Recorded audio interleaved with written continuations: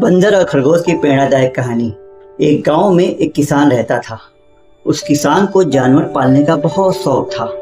उसके पास पहले से बहुत सारे जानवर थे, जिसका दूध बेचकर वह अपना घर चलाया करता था।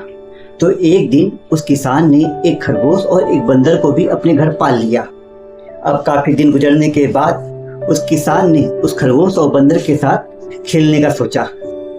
और उस किसान ने अपने खेत में बहुत सारे छोटे छोटे गड्ढे कर दिए। फिर उन गड्ढों पर मिट्टी डालकर गड्ढे को बंद कर दिया और किसी एक गड्ढे में उस किसान ने गाजर को छुपा दिया। अब उस किसान ने खरगोश और बंदर को उस गाजर को ढूंढने के लिए कहा। खरगोश बहुत ही कॉन्फिडेंस था और उसे अपने आप पर बहुत विश्वास था।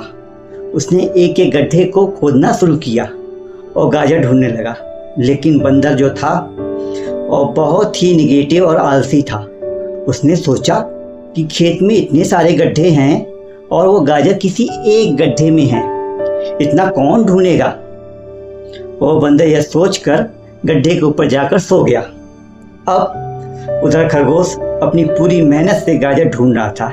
एक एक करके खरगोश ने सारे गड्ढे देखे, लेकिन किसी गड्ढे में गाजर नहीं मिली।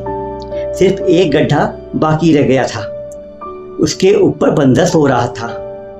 अब खरगोश बंदर के पास जाता है, उसे गड्ढे से उठने के लिए कहता है। जैसे ही बंदर गड्ढे पर से उठता है, खरगोश गड्ढा खोदकर गाजर बाहर निकाल लेता है और अपने मालिक को ले जाकर दे देता है। बंदर यह देखकर हैरान हो जाता है कि जिस गड्ढे के ऊपर वो इतनी देर से सो रहा था, गाजर उसी के अंदर था। वह सिर्फ एक बार खोद कर देख लेता तो गाजर उसे मिल जाता और वह मालिक की नज़रों में बड़ा बन जाता। यही सोचकर वह अपने किए पर पछता रहा था। दोस्तों, इस कहानी से हमें 3 बड़ी सीख मिलती है। पहली यह कि हमें कभी भी अपने काम के प्रति निगेटिव नहीं सोचना चाहिए। जैसा उस बंदर ने सोचा कि इतने सारे गड्ढे हैं, गाजर किस गड्ढे में है पता नहीं, यही सोचकर उसने काम को अपने लिए बड़ा बना दिया।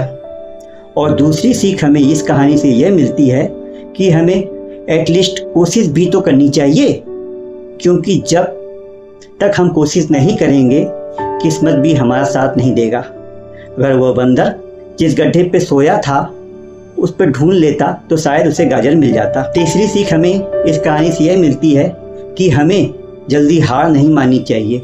अब हमें नहीं पता कि हमें अपने काम में कौन से साल में कामयाबी मिलेगी। वह हो सकता है अगला साल हो सकता है 2030 हो, या हो सकता है उसके बाद हो। लेकिन हमें कामयाबी तभी मिलेगी जब हम पॉजिटिव सोच के साथ कोशिश करते रहेंगे और हार नहीं मानेंगे। अगर आप इस कहानी को और भी लोगों तक पहुंचाना चाहते हैं तो इस वीडियो को लाइक, सब्सक्राइब और शेयर कीजिए।